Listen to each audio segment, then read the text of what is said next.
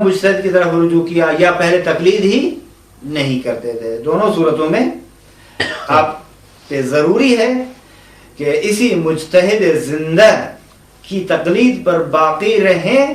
مردہ مجتہد کی جانب عدول کرنے کی کوئی ضرورت نہیں ہے، جائز نہیں ہے شرعی لحاظ سے. آپ یہ چند صورتیں تھیں کہ ایک مجتہد کی تقلید سے عدول کر کے دوسرے مجتہد کی تقلید کرنے کی صورتیں.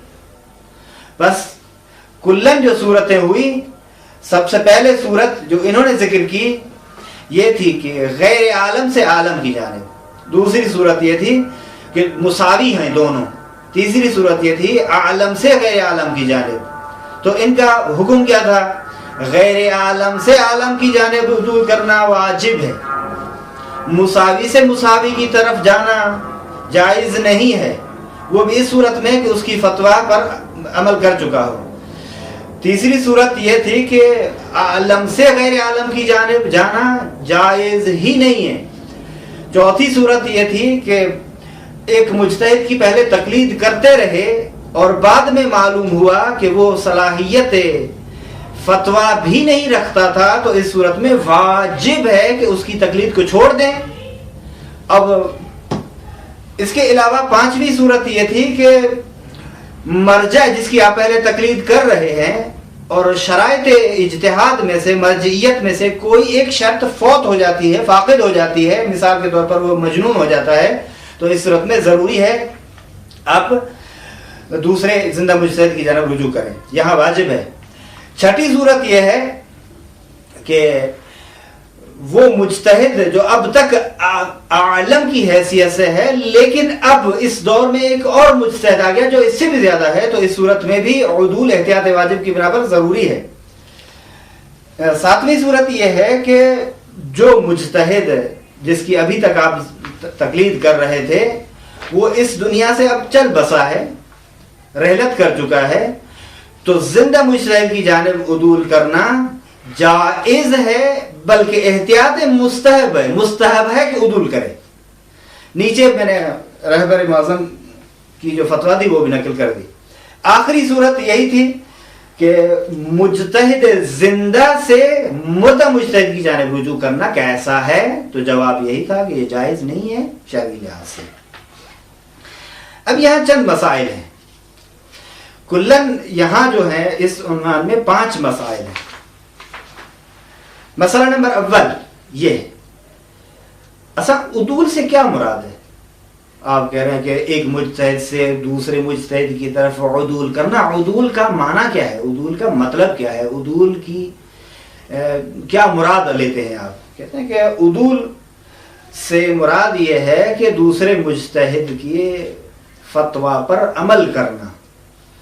کیا ضروری ہے کہ میں جاؤں اور جس کی پہلے تقلید کرتا تھا اس سے اجازت مانگوں کہ آپ اجازت فرما رہے ہیں کہ میں دوسرے کی کہہ دیں نہیں، اس اجازت کی کوئی ضرورت نہیں ہے، کوئی حاجت نہیں ہے. دوسرا مسئلہ یہ ہے اگر ایک مجتہد عالم کسی مسئلے میں فتویٰ ہی نہیں رکھتا، فرض کریں آپ اس زمانے میں ایک مجتہد کو عالم سمجھتے ہیں اور ہے بھی واقعاً عالم، اسی مرجع تقلید کے پاس یہ جو آپ کے پاس ساتھ مسئلہ پیش آیا ہے اس کا کوئی حکم نہیں ہے، کوئی فتویٰ نہیں ہے، تو آپ کیا کریں گے؟ تو کہتے ہیں کہ آپ دوسرے مجتہد کی طرف رجوع کر سکتے ہیں جو آپ کے مسئلے کا حل رکھتا ہو.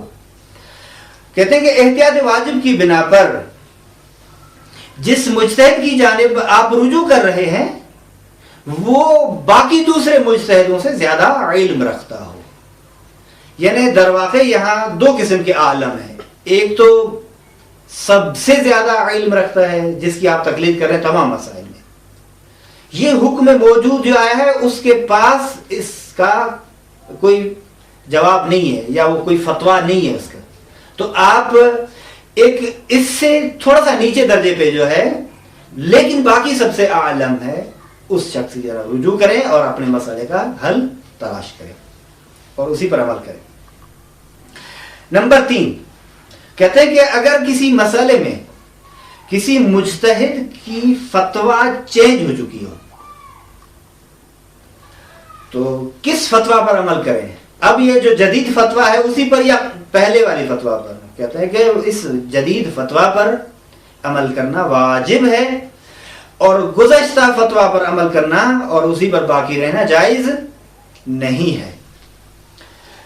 چوتھے نمبر پر مسئلہ یہ ہے کہ کہتے ہیں کہ کسی مجتہد کی فتویٰ کے تبدیل ہونے میں مکلف کو شک ہو گیا، مکلف کہیں یا مقلد کہیں ایک ہی بات ہے، مراد ہماری وہی ہے، یعنی مقلد۔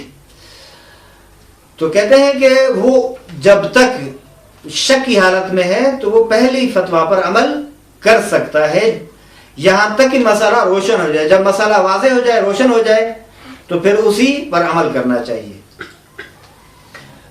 نمبر 5 اور آخری مسئلہ اس بحث میں یہ ہے، کہتے ہیں کہ وہ مسائل جو شک اور سہو کے مسائل ہوتے ہیں، ایسے مسائل کو سیکھنا یا اس طرح دوسرے مسائل کو سیکھنا جو غالباً مکلف کے لیے ضرورت ہوتی ہے، کہتے ہیں ایسے مسائل یعنی ہر روز میں روزمرہ مسائل کو پیش آنے والے مسائل کا سیکھنا آپ کے لیے واجب ہے، مگر یہ کہ اس کو اطمینان حاصل ہو جائے کہ میرے لیے کوئی ایسا مسئلہ یا ایسا پرابلم پیش نہیں آئے گا۔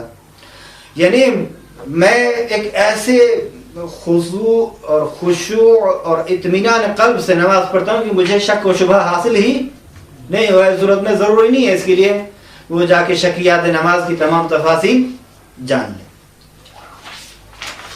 ایک عنوان ہے جدید صفحہ نمبر 18 پر کہ اس شخص کا وظیفہ جو تقلید کے بغیر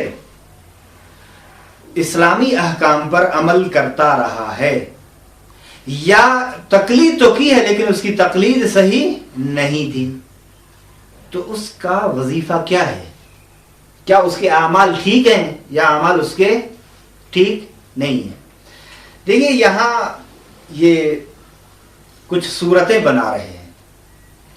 پہلی صورت یہ ہے کہ جو شخص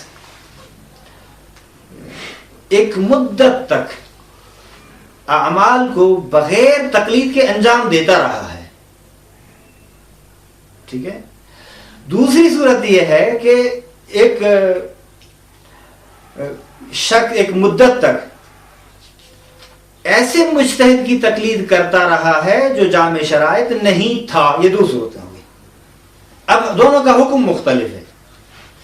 کہتے ہیں کہ پہلی صورت میں پھر کچھ شقوق ہیں، کچھ صورتیں بنتی ہیں۔ پہلی صورت کیا تھی کہ ایک مدت تک بغیر کسی کی تقلید کیے ہوئے نماز، روزہ، حج، زکوٰۃ یہ سب تمام اعمال انجام دے رہا ہے۔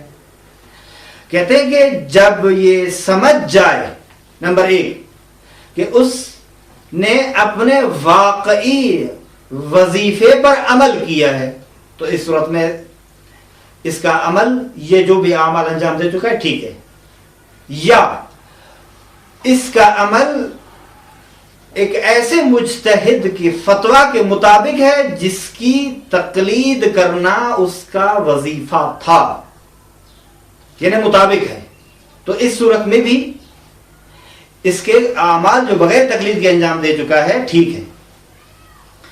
نمبر 3 یعنی تیسری شق، یا وہ ایسا مجتہد کہ جس کی فتویٰ کے مطابق اس نے اعمال انجام دیے ہیں کہ اب ضروری ہے کہ اسی کی تقلید کرے، اس صورت میں بھی اس کے اعمال ٹھیک ہے۔ ایک اور صورت دال وہ یہ ہے کہ کہتے ہیں کہ اس کے اعمال جو ہیں مراجع کے فتاوی کے مطابق احتیاط سے نزدیک تر ہیں، یعنی جتنی فتاوی ہیں وہ یہ جو عمل کر رہا ہے یہ تمام فتاوی سے جو نتیجہ نکل رہا ہے وہ درواقع احتیاط ہی ہے جو وہ کر رہا تھا۔ کہتے ہیں اس صورت میں بھی اس کے گزشتہ اعمال صحیح ہیں، یہ توضیح مسائل مسئلہ نمبر 14 سے نقل کر رہے ہیں. تو بس ان صورتوں میں کون سی صورتیں؟ یہ کلی صورت یہ تھی، اس کی 4 شقیں بنی. وہ یہ کہ بغیر کسی کی تقلید کیے ہوئے ایک مدت تک اعمال کو انجام دیتا رہا.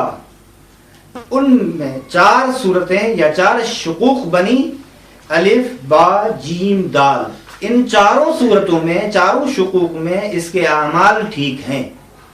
لیکن اب آتے ہیں اس کی طرف کہ ایک ایسے مجتہد کی تقلید کرتا رہا. تقلید تو کی اس نے، عنوان مسئلہ دیکھیں، بغیر تقلید کے اعمال بجا لایا ہے، یعنی تقلید اس کی صحیح نہ تھی. اب یہاں سے دوسری صورت میں کہ ایک مدت تک ایک ایسے شخص کی تقلید کرتا رہا تھا جو جامع شرائط نہیں تھا، تو کہتے ہیں کہ یہ اس شخص کی مانند ہے جیسا کہ اس نے عمل ہی تقلید ہی نہیں کی. اور اب اسی کی وہی صورتیں ہیں در واقع، کیونکہ اگر یہ سمجھ لے، اطمینان ہو جائے کہ اپنے واقعی حکم اور وظیفہ پر عمل کر رہا ہے تو بھی صحیح ہے.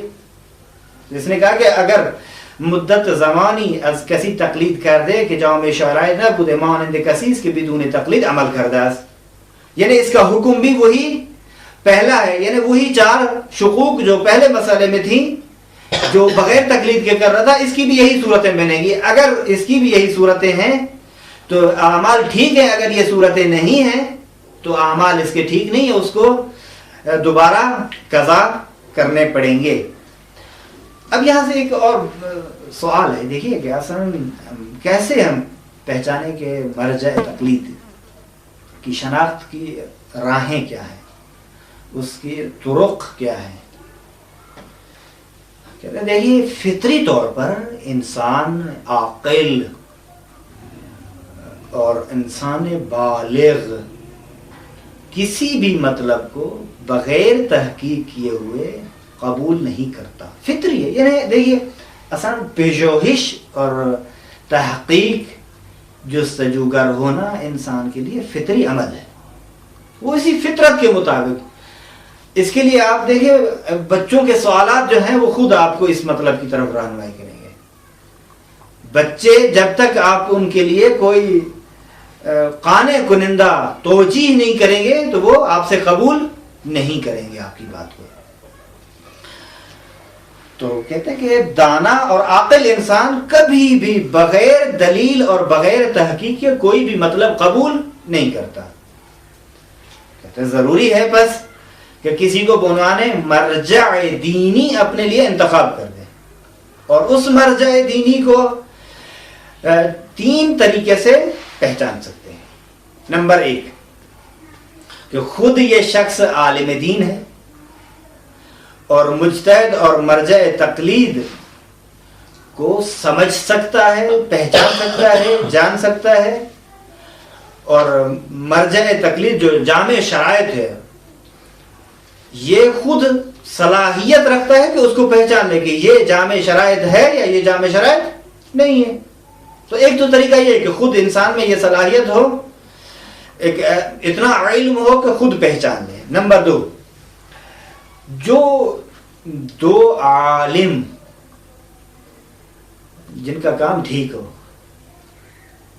جن کا کام ٹھیک ہو، وہ اگر جامع الشرائط شخص کی معرفی کرتے ہیں، اس کا تعارف کرواتے ہیں، تو اس طریقے سے بھی آپ اس جامع الشرائط مجتہد تک پہنچ سکتے ہیں.